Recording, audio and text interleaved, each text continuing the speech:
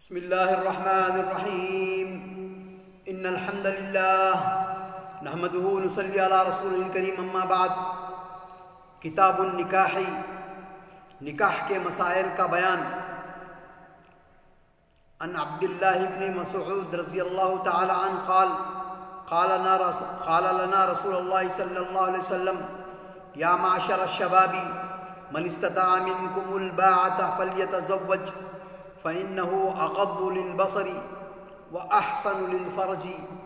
ومن لم يستطع فعليه بالصوم فإنه له وجاء متفق علیہ۔ حضرت عبداللہ بن مسعود رضی اللہ تعالیٰ عنہ سے روایت ہے کہ رسول اللہ صلی اللہ علیہ وسلم نے فرمایا، اے نوجوانوں کی جماعت، تم میں سے جسے نکاح کرنے کی استطاعت ہو اسے نکاح کرنا چاہیے، کیونکہ نگاہ کو بچانے والا اور شرمگاہ کو محفوظ رکھنے والا ہے، اور جسے اس کی استطاعت نہ ہو اس کے لیے روزے کا اہتمام و التزام ضروری ہے، اس لیے کہ روزے اس کے لیے ڈھال ہے۔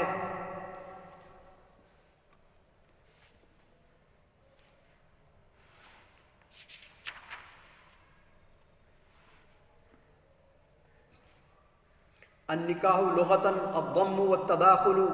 نکاح کے معنی ہیں لغت میں ضم، ایک دوسرے سے ملنا اور ایک دوسرے کے اندر داخل ہونا، ویستعمل فی الوطء وفی العقد، اور استعمال ہوتا ہے نکاح دونوں جنسوں کا ایک ساتھ جو ہے نا عقد کے بعد ملاقات کرنے کو نکاح کہتے ہیں۔ وَأَكْثَرُ اسْتِعْمَالِهِ فِي الْعَقْدِ وَلَمْ يَرِدْ فِي الْكِتَابِ الْعَزِيزِ إِلَّا فِي الْعُقْدِ۔ وقال خطاب للشباب، یہ نبی صلی اللہ علیہ وسلم کا جو خطاب ہے، نبی صلی اللہ علیہ وسلم کا جو حکم ہے، نبی صلی اللہ علیہ وسلم کی جو نصیحت ہے شباب کے لیے ہے۔ شباب یعنی شباب اسے کہتے ہیں جو بالغ ہونے کے بعد سے 35، بعض لوگ بولتے ہیں، بعض علماء کہتے ہیں کہ 40 سال تک وہ شباب رہتا ہے۔ تو شباب کی جو عمر ہے 14-15 سال سے لے کر 40 سال تک، تو ان لوگوں کے لیے نبی صلی اللہ علیہ وسلم نصیحت کر رہے ہیں، حکم کر رہے ہیں۔ وقال خطاب للشباب لأنه مظنة للشهوة للنساء، انہی کے اندر، اسی عمر کے اندر جو ہے آدمی کو جو ہے نا تو وہ تیار رہتا ہے، یعنی اپنی مخالف جن سے جو ہے صحبت کرنے کا۔ والباعة القدرة على مؤن النکاح والقدرة على الجماع، باع اسے کہتے ہیں من استطاع منکم الباع، تم میں سے کوئی استطاعت رکھتا ہے باع کی۔ باع کے معنی ہے ایک آدمی کا بیوی کے پورے حقوق ادا کرنا۔ والباعۃ قدرۃ علی مؤن النکاح والقدرۃ علی جماع، جماع کی قدرت جس کو پاس ہوتی ہے، استطاعت ہوتی ہے، اس کو بولتے ہیں باع۔ والوجاء رد الخصیتین، تو نبی صلی اللہ علیہ وسلم نے فرمایا من استطاع منکم الباعۃ، تم میں سے وہ صلاحیت جو رکھتا ہے اپنے بیوی کے حقوق ادا کرنے کی، فلیتزوج، اس کے لیے ضروری ہے کہ وہ زواج کرے۔ نبی صلی اللہ علیہ وسلم نے یہ نہیں کہا تم میں سے کوئی کما رہا ہے تو نکاح کرے، تم میں سے کوئی پال سکتا ہے تو نکاح کرے، تم میں سے اس کے پاس پیسہ ہے، اس کے پاس استطاعت ہے، اس کو نوکری مل گئی تو شادی کرے، یہ نہیں بولے نبی صلی اللہ علیہ وسلم۔ جس کسی کے پاس بھی صلاحیت ہے، نوجوان ہے، مضبوط ہے، اور جو ہے نا اپنی بیوی کے حقوق ادا کر سکتا ہے، اس کے لیے حکم ہے کہ وہ شادی کرے۔ فَإِنَّهُ أَغَضُّ لِلْبَصَرِ، کیونکہ شادی اور نکاح جو ہے نگاہ کو نیچے رکھتی ہے، کیونکہ جو اس کو ضروریات ہے، اس کے مرد آدمی کے، شباب کے، نوجوانی میں جو ضروریات ہوتے ہیں وہ تو اس کے گھر میں پورے ہو جاتے ہیں بیوی کے ساتھ، تو باہر نکل کے جو ہے نا وہ نیچے نظر رکھتا ہے۔ فَإِنَّهُ أَغَضُّ لِلْبَصَرِ، کیونکہ نکاح جو ہے نا بصر کو، انسان کی آنکھ کو، انسان کی نظر کو نیچے رکھتا ہے۔ وَأَحْسَنُ لِلْفَرْجِ، اور فرج کو، شرمگاہ کو جو ہے نا حفاظت کرتا ہے، شرمگاہ کو جو خلا بناتا ہے، خلے بند کرتا ہے، یعنی آدمی کو بس اس کی ضرورت پوری ہوگی تو باہر دیکھتا نہیں، باہر صرف کمانے کے لیے نکلتا اور کام کے لیے نکلتا۔ وَأَحْسَنُ لِلْفَرْجِ، اور شرمگاہ کی حفاظت ہوتی ہے اس سے۔ وَمَن لَّمْ يَسْتَطِعْ، جس کے پاس وہ استطاعت نہیں ہے، فَعَلَيْهِ بِالصَّوْمِ، کیا استطاعت نہیں ہے اس کے پاس؟ اگر بیوی کے، اپنے عورت کے جو ہے نا حقوق ادا کرنے کی، اس کے ساتھ جماع کرنے کی استطاعت نہیں ہے، بعض لوگ رہتے ہیں بیمار رہتے ہیں، اللہ تعالیٰ ہم کو بیماریوں سے بچائے، تو کسی کے پاس اگر ایسا ہے، اگر اللہ تعالیٰ اس سے جو ہے نا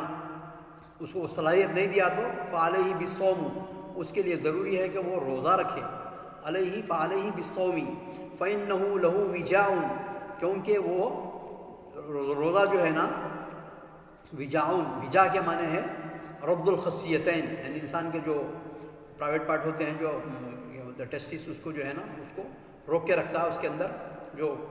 مٹیریل جو چیز بنتی ہے اس کو روکتا ہے، کیونکہ جب آدمی روزے میں جب رہتا ہے تو کھانا پینا اس کا کم ہو جاتا، کھانا بھی کم ہوتا ہے، اس کا پینا بھی کم ہوتا ہے، تو خون کے اندر رگوں میں جو اس کے جو وینس ہوتے ہیں نا، اس کے اندر جو خون جو دوڑتا ہے اس میں تھوڑی سی پریشرائز نہیں رہتے، ہو پریشر نہیں ہوتا اس کے اندر، تھوڑی سی کمی رہتی ہے اس کے اندر، اس لیے۔ اور ویسے بھی آدمی روزہ جب رہتا ہے تو اللہ تعالیٰ کے حضور میں جو ہے انہیں اس کے ذکر میں، اس کے جو ہے نا اس سے ڈر کے رہتا ہے، تو نظریں نیچے رہتی ہیں اس کی، اور کھانا پینا بھی اس کا جو ہے نا اس کا انپٹ جب کم ہوں گا تو آدمی جو ہے نا ادھر ادھر خیال بھی کم جائے گا اس کا۔ رد الخصیتین والمراد ان صوم کالوجاء ذهب الجمہور الى ان الامر بالتزویج للندب، امر جو ہے نبی صلی اللہ علیہ وسلم کا جو حکم ہے یہ سنت ہے، الامر بالتزویج، زواج کا جو شادی کا جو نبی صلی اللہ علیہ وسلم جو حکم دیے ہیں وہ سنت ہے، للندب مستدلین بان اللہ سبحانہ خیر بین التزوج والتسری بقولی، اللہ تعالیٰ جو ہے فواحدۃ او ما ملکت ایمانکم، تو قرآن کی جو آیت ہے سورہ نساء کے اندر وہ اس کی کوٹ کر رہے ہیں، والتسری لا یجب اجماعا فقضا النکاح لانه لا یخیر بین واجب وغیر واجب، تو نکاح جو ہے نا واجب بھی ہے جب آدمی کے پاس جب صلاحیت بڑھ گئی اگر اس کی، اور اس کے پاس طاقت وغیرہ قوت اور اصالہ اس کا رجولہ بڑھ گیا اگر، تو اس کے لیے واجب بھی ہوتا ہے، کیونکہ اگر وہ جب پورا نہیں کرے تو اس میں دوسرے فتن اور مشاکل اور فساد بھی ہو سکتا ہے۔ والراجح ان النکاح واجب بشرطین، دو شرطوں کے ساتھ واجب ہے نکاح، الاول وجود الشہوہ، پہلی شرط یہ ہے کہ اس کے پاس شہوت ہونا، والثانی والقدرت علی معون النکاح، اس کے بعد قدرت ہونا کہ اس کے حقوق پورا ادا کرنے کا، لأن الامر للوجوب وإلى الوجوب ذهب داود الظاہری وابن حزم وهو روایت عن امام احمد، والامر بالصوم عند العجز، اگر کسی کے پاس عجز ہے اور وہ اس کے پاس صلاحیت نہیں ہے زواج کی، تو اس کے لیے حکم یہ ہے کہ وہ روزہ رہے، لأنه بتقلیل الطعام، کیونکہ روزے کے حالت میں آدمی کھانا کم کرتا ہے، وہ شراب پانی بھی کم کرتا ہے، تضیق مجاری الدم، تو مجرا الدم جو رہتا ہے خون کے دوڑنے کا جو رگوں میں جو خون دوڑتا ہے اس کا جو ہے تضیق، اس کا سلو ہوتا ہے، چھاٹے مارتا ہوا نہیں رہتا، فتنکسر النفس، جس سے نفس جو ہے نا ٹوٹتا ہے اس سے، والسر جعلہ اللہ فی الصوم لأنه یستشعر بأنه معمور بالصوم ويبتعد عن اسباب الثوران الشہوہ، تو شہوہ بھی جو ہے نا اس پاس کم ہو جاتی ہے روزے سے۔ استدل بالحدیث على جواز التداوی لقطع الشہوة بالادویہ لیکن ينبغي ان يكون بدأوا يسکن الشہوہ ولا يقطعها بالاصالہ، اللہ تعالیٰ سے دعا ہے کہ ہم کو احادیث پڑھنے کی، سمجھنے کی، عمل کرنے کی اور صحیح دعوت و تبلیغ کرنے کی توفیق عطا فرما۔ وآخر دعوانا الحمدللہ رب العالمین۔